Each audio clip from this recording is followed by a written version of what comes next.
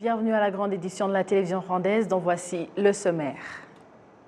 La ministre britannique de l'Intérieur, Suella Braverman, a entamé une visite de travail au Rwanda depuis ce samedi. Elle doit s'entretenir avec les autorités du pays et visiter diverses activités au Rwanda. Alors qu'on s'approche du 20 mars, la journée internationale de la francophonie, la secrétaire générale de cette organisation, Mme Louise Mushikiwabo, réaffirme que la diffusion du français reste parmi les priorités de l'OIF, citant en exemple le projet de mobilité des enseignants initié dès son premier mandat à la tête de l'OIF. Au sommaire également, ce samedi, nous allons vous faire découvrir le parc national de Nyungwe. 70% des sources des rivières du Rwanda se trouvent dans cette réserve naturelle. À l'international, nous reviendrons sur la démission du ministre de l'Intérieur de la Tunisie.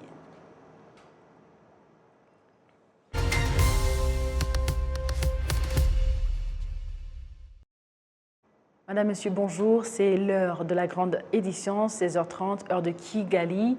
La ministre britannique de l'Intérieur a entamé une visite de travail au Rwanda depuis ce samedi. Elle doit s'entretenir avec les autorités du pays et visiter diverses activités au Rwanda. Je vous propose le récit de Jean-Damascène Man-Ishimi. À l'aéroport international de Kigali, la ministre britannique a été accueillie par la secrétaire permanente au ministère rwandais des Affaires étrangères de la coopération, Mme Clémentine Mukieka, et l'ambassadeur britannique au Rwanda, Omar Dayer. Le périple de cette grande figure de la politique britannique s'inscrit dans le cadre des échanges continus entre les deux pays sur les accords de coopération entre le Rwanda et le Royaume-Uni, y compris les accords relatifs aux immigrants illégaux conclus entre les deux pays. Ces accords stipulent que le Rwanda pourra accueillir les migrants illégaux qui tentent de rallier le Royaume-Uni. Cette décision des autorités britanniques a été cependant compromise par certaines organisations qui ont saisi la justice pour faire annuler cette extradition. N'eût été cet obstacle, les premiers migrants auraient été accueillis au Rwanda en juin dernier. Cependant, en décembre dernier, la Haute Cour de Londres a jugé légal le projet du gouvernement d'extrader vers le Rwanda les demandeurs d'asile arrivés illégalement au Royaume-Uni, la lutte contre l'immigration clandestine étant l'une des priorités du gouvernement britannique. Peu après son arrivée au Rwanda, la ministre britannique a visité le site mémorial du génocide des Tutsis à Gisozi dans la ville de Kigali. Elle a fait le tour des différents compartiments du mémorial et a eu des explications sur la politique divisionniste de la colonisation qui a culminé avec la Première et la Deuxième République, plongeant le pays dans le génocide des Tutsis qui a emporté plus d'1 million de vies humaines. Suella Braverman a également visité le village moderne en cours de construction dans le district de Nyarugenge dans la ville de Kigali. Ce projet a une particularité d'être un village écologique. Actuellement, la construction de ce village a permis de créer plus de 700 emplois, 38% de ces employés étant des femmes. Le périple de la ministre britannique de l'Intérieur se poursuit au Rwanda. Les étudiants en médecine au Rwanda se déclarent déterminés à approcher davantage la population pour l'aider à prévenir les maladies. Ce samedi, 300 d'entre eux se sont réunis à Kigali pour échanger sur les priorités de leur métier qui sont non seulement de bien traiter les patients, mais aussi de sensibiliser la population à prévenir diverses maladies. Ils ont mis un accent sur la santé maternelle et infantile qui doit être sauvegardée autant que possible. C'est en tout cas le point de vue du président de l'Association des médecins du Rwanda, le Dr David Nirushko. Donc la prise en charge des patients ou bien d'une patiente qui viennent chercher le médecin, ce n'est pas seulement donner les médicaments, mais aussi à essayer d'apprendre ou de comprendre des raisons pour lesquelles le patient qui est déjà juste devant vous a eu vraiment cette maladie. Parce que ça, c'est très important.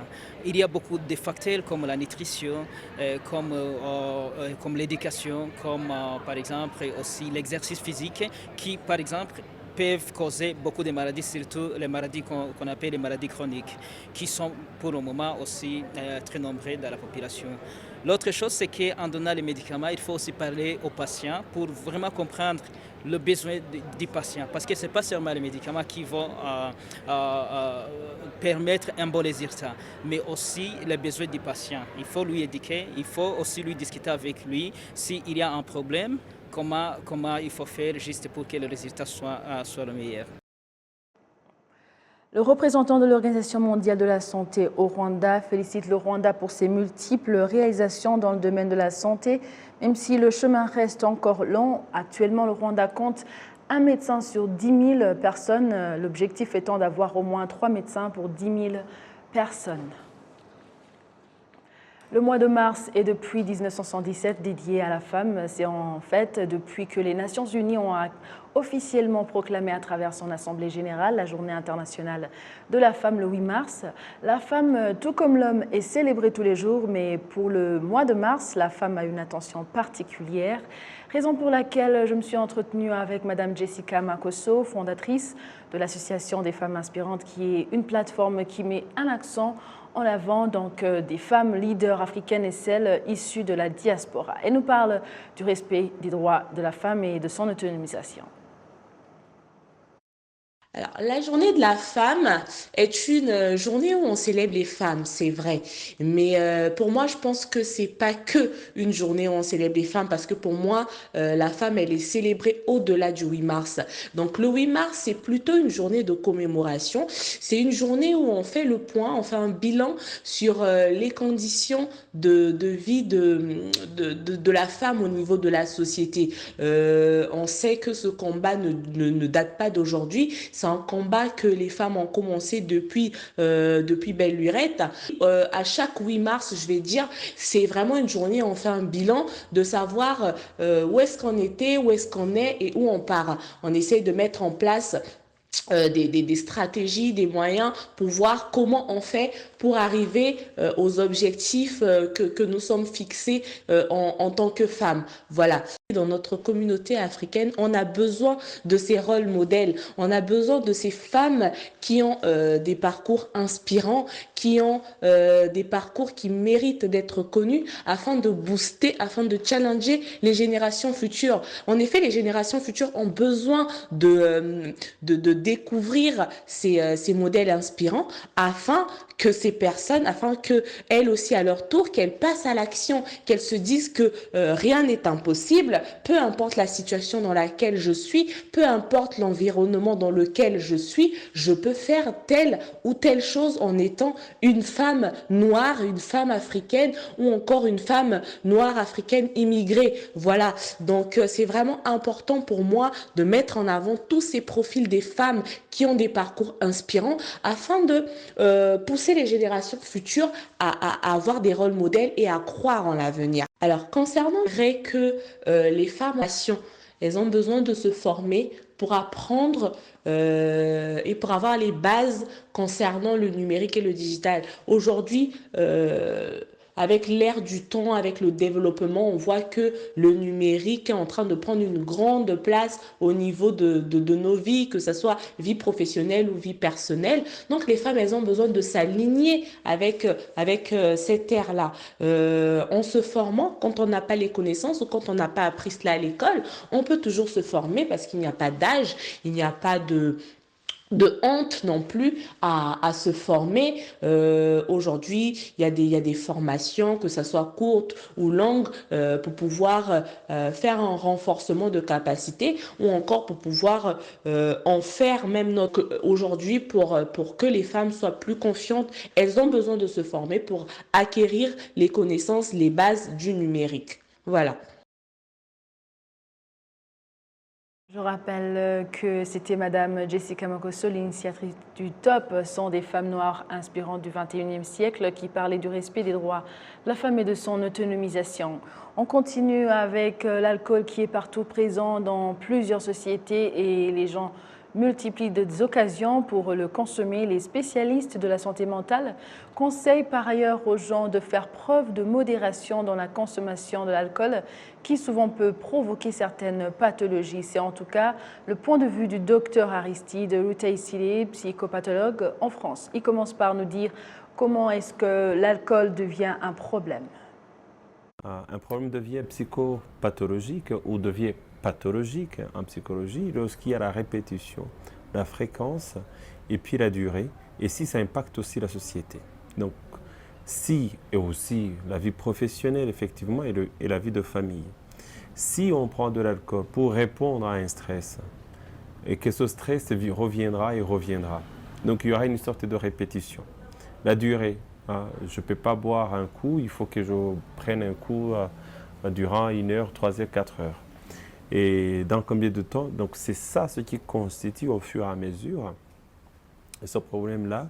Je ne peux pas aller au travail si je n'ai pas pris un verre. Je ne peux pas faire ci, je ne peux pas faire ça. Là, c'est déjà entrer dans une sorte d'addiction et qui compose ce qu'on peut appeler déjà un problème mental. Et avec la drogue, il y a une relation? Il y a une grande relation, effectivement. La plupart des fois, on se trompe. On dit que l'alcool n'est pas une drogue. Et pourtant, c'est une drogue. C'est une drogue et le plus dangereux d'ailleurs, dans le sens où c'est une drogue qu'on ne contrôle pas. Les autres, on peut comprendre directement et facilement les méfaits et sur le corps psychique et sur le corps somatique. Mais avec l'alcool, on ne le sait pas. Et ça dépend aussi des cultures. La fête, le mariage, il y a l'alcool. Quand il y a un enfant qui est né, à la naissance, il y a l'alcool. Un diplôme, toutes les cérémonies, même les mauvaises cérémonies, il y a toujours de l'alcool dans la culture rwandaise, dis-moi, même ailleurs et d'ailleurs. La preuve, c'est la fin de l'année, c'est le champagne. Donc là, c'est pour dire que cet alcool-là, on le consomme au fur et à mesure et on ne sait pas vraiment combien ça a un impact. Et ça impacte effectivement le côté concentration, si on en boit beaucoup. Les recherches montrent qu'il faut boire pas plus qu'un verre par jour et pas tous les jours. C'est ce qu'on va nous dire. Mais je ne sais pas si c'est cela qu'on respecte. Au-delà de ça, on va se demander quel type de verre, effectivement. Les recherches montrent que c'est un verre qui est entre 25 centilitres et 33 centilitres. Le docteur Aristide indique également que les enfants constituent la catégorie la plus fragile à l'alcool car il peut nuire à tout le processus de développement. L'alcool pour l'enfant sera très grave dans le sens où ça peut impacter son développement. L'enfant, ça veut dire de quel âge à quel âge? On dira de 2-3 ans jusqu'à 12 ans, 13 ans. Après, ce sera la préadolescence. Et ça reste les enfants, effectivement. Mais l'alcool va gâcher beaucoup de choses. Du point de vue psychologique, d'abord, ça va gâcher ce qu'on appelle l'estime de soi. Un jeune homme ou un jeune enfant qui prend de l'alcool, même un adulte, mais plus les ados qui prennent de l'alcool, pensent que c'est par là qu'ils puissent trouver l'estime de soi. Quand j'ai pris un verre d'alcool, je peux parler. Je me sens libre. Et quand j'ai un verre d'alcool, je peux draguer. Et donc là, ça lui donne l'envie de parler, d'entrer avec les autres. Donc ça casse directement ce qu'on appelle l'estime de soi et la confiance en soi. Je ne peux pas passer un examen si je n'ai pas bu. Je ne peux pas passer un interview si je n'ai pas bu. Sauf que passer une interview avec la consommation d'alcool, des fois, ça impacte. Qu'est-ce que ça impacte alors?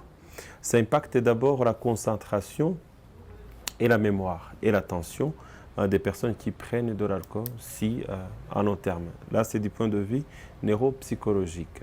Sinon, du point de vue somatique, ça peut causer des cancers. Mais je parle ce qui me concerne en tant que psychopathologue. Et donc, ça va concerner plus sur la concentration, sur l'attention, sur le manque d'estime de soi,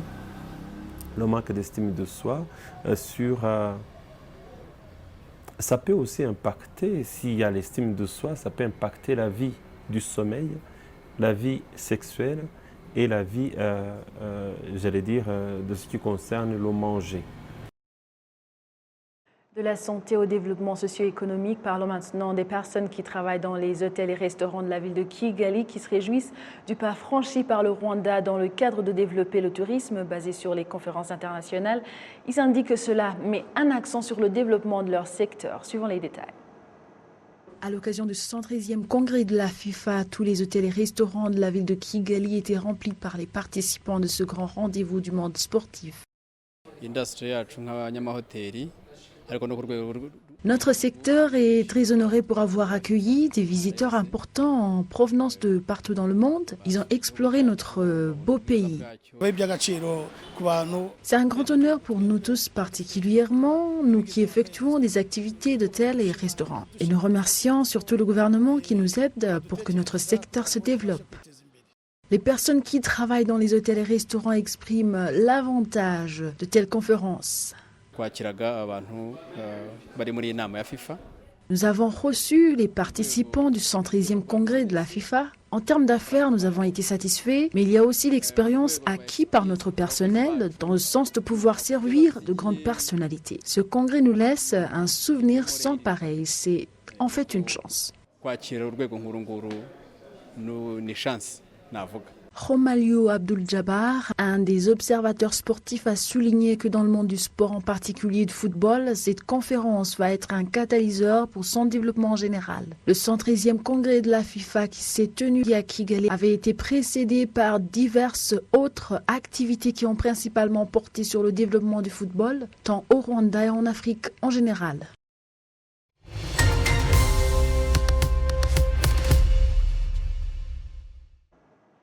Place maintenant à notre magazine éco du Rwanda. Ce samedi, nous allons vous faire découvrir le parc national de Nyungwe. 70% des sources des rivières du Rwanda se trouvent dans cette réserve naturelle. Jean Damascène Manishimwe nous fait le point.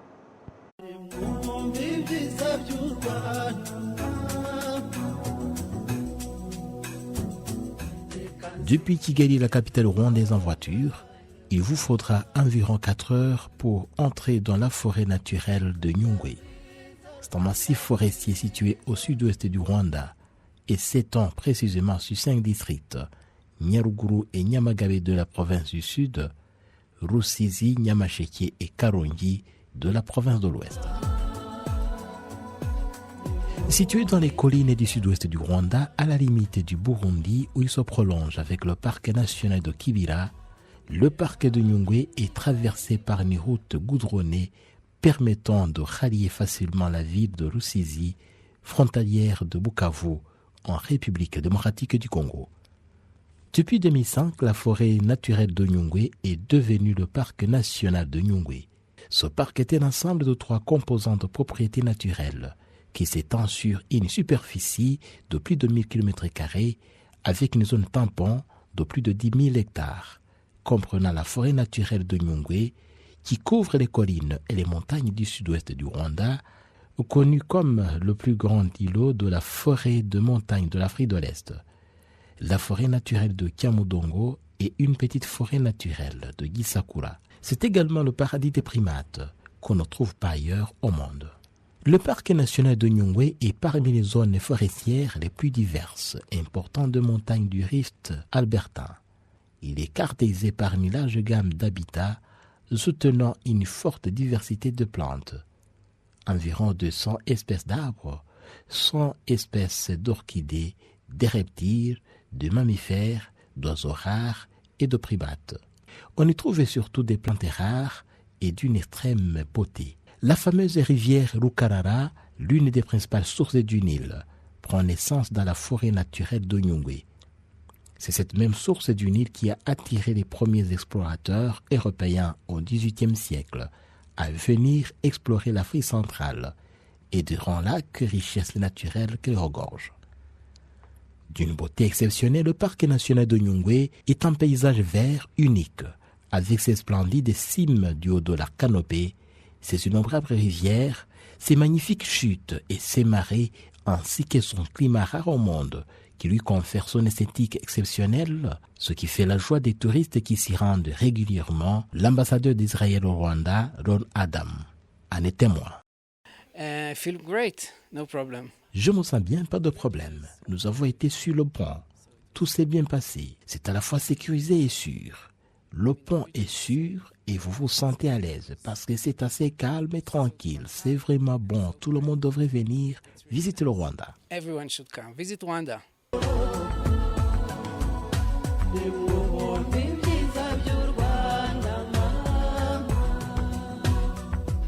Le parc alimente 2 des plus grands fleuves du monde, le Congo et le Nil, et fournit 70% de l'eau douce du pays. Pierre Niemuka, agent du parc national de Nyungwe, affirme que la physionomie de ce parc lui confère une importance particulière non seulement pour le Rwanda, mais également pour toute l'Afrique.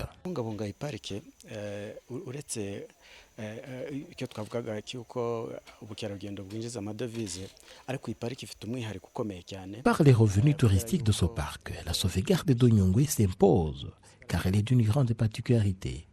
Nyungwe figure parmi les grandes forêts tropicales africaines. C'est très important.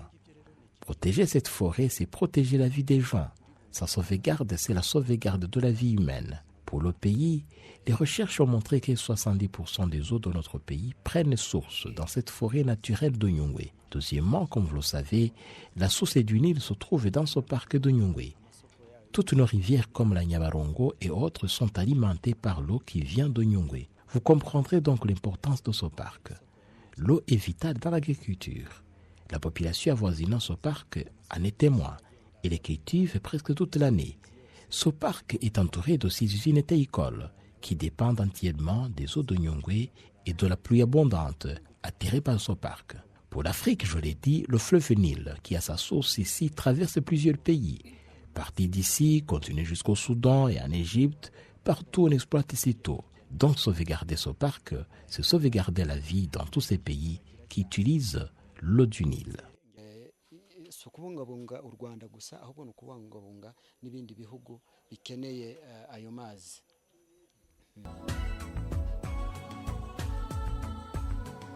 Nyungwe est l'une des plus anciennes forêts tropicales d'Afrique. Avec son potentiel hydraulique, le parc de Nyungwe profite énormément à la population voisinante qui vit essentiellement de l'agriculture. Aux alentours, de larges plantations théicoles embellissent le paysage de la région. La forêt naturelle de Nyungwe démontre une fois de plus la détermination et les efforts du gouvernement du Rwanda de protéger et de sauvegarder l'environnement.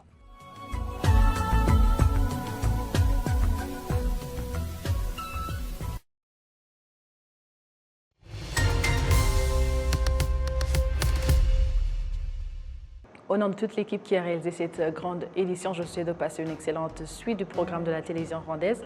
Vous étiez avec Amandine Dikouma Sabo. À la prochaine et d'ici là, portez-vous bien.